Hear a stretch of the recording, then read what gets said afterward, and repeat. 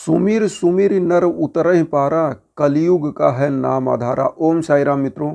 इस कलयुग में मित्रों मैं आपको बताने वाला हूँ कि एक ऐसे गुरु हैं जो साईं बाबा ही हैं, जो सात्विक और बहुत ही साधारण, उनकी सज्जनता, गरीबों के प्रति प्रेम और बहुत ही जल्दी प्रसन्न होने वाला अगर कोई देवता और गुरु है जो समस्त मनोकामनाएं चमत्कारिक रूप से पूरा करते हैं, वो साईं बाबा ही हैं। और इसीलिए कहा गया है कि कलयुग का है नाम आधारा, सुमिर सुमिर नर उतरहि पारा। कहने का मतलब एक बार अगर आप इस धरा पर प्रभु का नाम बोलते हैं तो वो कोई भी, एक चीज़ आप जान लीजिए, कोई भी ऊर्जा का पिंड, ये जो हम बोल रहे हैं ये भी ऊर्जा के माध्यम से आवाज़ निकल रही है।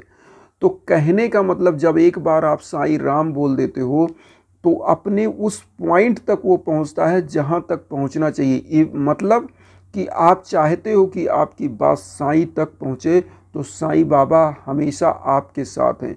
क्योंकि 11 वचन में से एक वचन मैं फिर आप लोगों को याद दिला दूं, वही साईं बाबा कहते हैं कि मुझे सदा जीवित ही जानो, अनुभव करो सत्य पहचानो।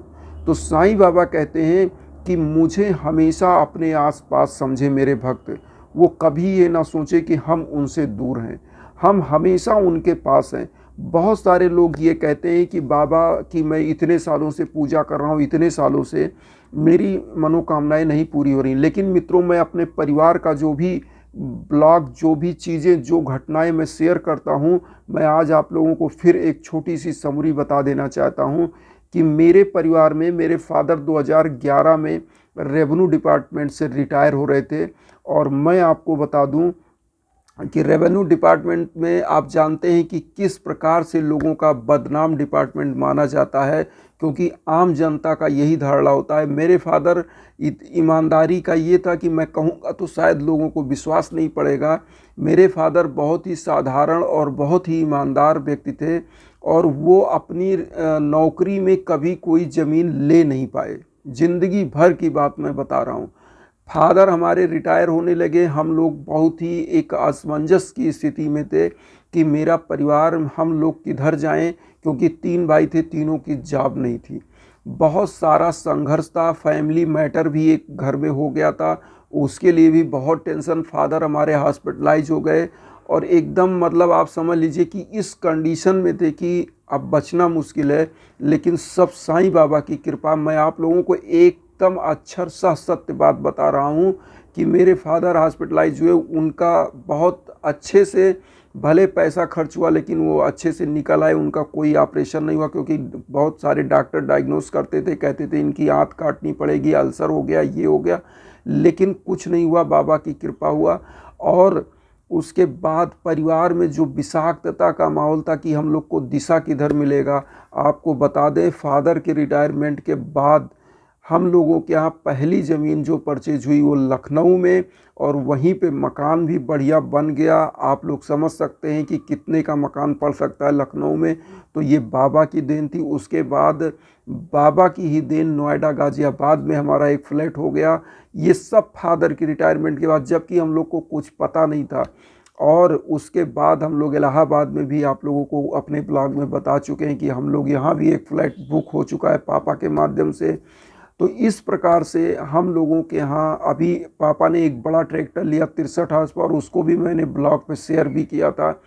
तो आप लोगों को मैं बता दूं कि आप समझिए कि ये सब साईं का चमत्कार है। जबकि फादर रिटायर हो चुके, कोई भाई हम लोग इस लेवल पे नहीं थे कि हम लोग इतना बड़ा सामान कुछ ले पाते, लेकिन सब ऐसा होता गया। फादर ने जहाँ पैसा इन्वेस्ट किया वहाँ से फिर लाभ मिलने लगा। फिर भाई बीच वाले अपना कुछ करने लगे अपने पैर पे धीरे धीरे। फिर बड़े वाले भाई साहब कुछ अपना इधर उधर एक फैक्ट्री में उन्होंने काम किया, वहाँ से भी कुछ मिलने लगा। फिर हमारा वकालत यहाँ हो गया, तो एक आशा और एक सपना हम लोगों को लगने लगा कि अब धीरे धीरे पूरा होगा। और मैं वास्तविकता बता रहा हूँ कि मेरे घर में सिस्टर की शादी बहुत अच्छे परिवार में हो गई, उनके पति भी टीचर हो गए। मतलब ये होता है कि अगर एक बहन है तो लोग सोचते हैं बहुत अच्छे घर में जाए और उसका जीवन संवर जाए, अच्छा पति मिल जाए कि वो सरकारी जॉब में हो, तो सरकारी जॉब भी हो गई। सब कुछ दशा दिशा सब कुछ सुधर गया। तो मैं उन भक्तों को ये बात बताना चाहता हूँ कि जिस प्रकार से हम लोगों ने भक्ति किया है, और एक दिन में नहीं, 2011 से आज 2021 चल रहा है, और बाबा की निरंतर लगातार, और हम लोगों का परिवार जब तक धरा पर रहेगा निरंतर बाबा की हम लोग आरती पूजा भोग चलता रहेगा, क्योंकि बाबा के माध्यम से ही सब कुछ मिल रहा है। मैं आपको बताऊं, ये भी नहीं कहूँगा कि कर्म नहीं, कर्म हम लोग कर रहे हैं और बाबा को एक अवलंब एक माध्यम मानते हैं, क्योंकि देखिए कर्म जब आप करते हो तो प्रभु भी साथ देते हैं, बिना कर्म के कुछ नहीं होता। ये बात मैं बार बार बताऊं, कर्म करेंगे तो आप एक कदम चलेंगे, बाबा आपको 1000 कदम आगे पहुंचा देंगे। तो कर्म करिए और सही दिशा में। और हम ये नहीं कहते हैं कि रात दिन केवल साईं को, लेकिन 24 घंटे में 48 घंटे में 10 मिनट केवल साईं को दीजिए, पर डे दीजिए। मैं ये नहीं कहता कि परमानेंट आप साईं सच्चरित्र ही पढ़ते रहें, परमानेंट हवन पूजन इत्यादि करते रहें, कर्म भूल जाइए। मैं ये कहता हूँ, मेरे बाबा यही कहते हैं कि मुझे याद रखते हुए और अपना कर्म करते रहिए, आपको जहाँ पहुँचना है वहाँ मैं पहुँचाऊँगा। आपको केवल कर्म करना है, फल की इच्छा नहीं करनी है, ये बाबा कहते हैं। और बाबा का जो भी पूजा किया है, जो भी सच्ची आस्था से मांगा है, उसका सब कुछ पूरा हुआ है, ये आप समझ सकते हैं। बाबा ने खुद 11 वचन में कहा है कि हो तो कोई मुझे बताए, जैसा भाव रहा जिस जन का वैसा रूप हुआ मेरे मन का। तो जो बाबा का शिरडी में गया है, अगर किसी का भला नहीं हुआ तो ऐसा कोई व्यक्ति बता नहीं सकता कि ऐसा हुआ नहीं है, क्योंकि जो भी बाबा की भक्ति करता है, कहीं भी रहिए, कोई ज़रूरी नहीं कि आप शिरडी ही जाएं, आप बाबा की मूर्ति, बाबा की फ़ोटो रख के घर में भी आस्था के साथ पूजा कर सकते हैं। वही चमत्कार, वही फल, वही चीज़ें मिलेंगी। आपको परेशान होने की, कोई चीज़ करने की, आडंबर करने की ज़रूरत नहीं है। सच्चे ईमानदारी के साथ बाबा की पूजा करने की ज़रूरत है। और बाबा की जो ऊर्जा होती है ना, वो दिखती नहीं है, वो आपको ऐसे प्रकार से सपोर्ट करती है चारों तरफ से कि आपको लगेगा कि हमारी दिशा और दशा कैसे थी और कैसे सुधर गई। तो आप ये बिलीव करेंगे, क्योंकि साईं ही इस कलयुग के एक ऐसे देवता हैं जो आपकी समस्त दशा और दिशा चमत्कारिक रूप से चेंज कर देते हैं। और साईं बाबा को जो मानने वाले भक्त आपको मिलेंगे, वो ऐसे मिलेंगे, मैं आपको बताना नहीं चाहता। और ये चीज़ आपको आडंबर लगेगा या आपको अतिशयोक्त लगेगा। मैं कह रहा हूँ कि जो साईं भक्त होगा, आप केवल साईं नाम लिख दीजिए, तो साईं नाम के पीछे वो ओम साई राम लिखने वाला तत्पर हो जाएगा। हजारों लाखों लोग लिख डालेंगे, करोड़ों अरबों में उनके भक्त हैं। तो मैं कहना यही चाहता हूँ कि साईं नाम में ये चमत्कार, ये ताकत है कि आप साईं का नाम ही रटते रहेंगे तो आपका समस्त बेड़ा पार हो जाएगा।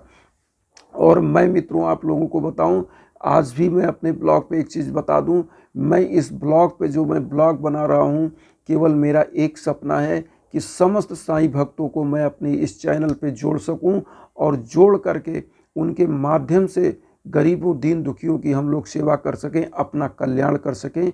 इसलिए हम ये चैनल और ये ब्लॉग पर अपने हैं, और हम चाहते हैं कि केवल साईं भक्त सब जुड़ते चलो और जोड़ते चलो, और जो मेरे लायक होगा वैचारिक रूप से हम आप लोगों के लिए परमानेंट साईं बाबा का ब्लॉग लाते रहेंगे, जब तक इस धरा पर रहेंगे और जब तक ये मेरा चैनल आबाद रहेगा।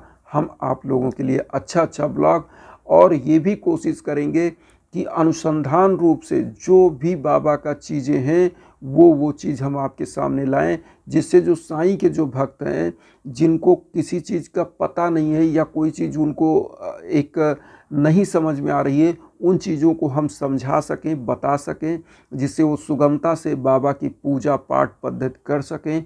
ये इस ब्लॉग का हमारा माध्यम होगा। और यही कहेंगे कि सभी साईं भक्तों को मैं चरणबद्धवत प्रणाम करता हूँ, और ये कहूँगा कि आप लोग चैनल से जुड़ें और जितना हो सके साईं भक्तों में वीडियो को शेयर भी करें। इसी के साथ ओम साई राम।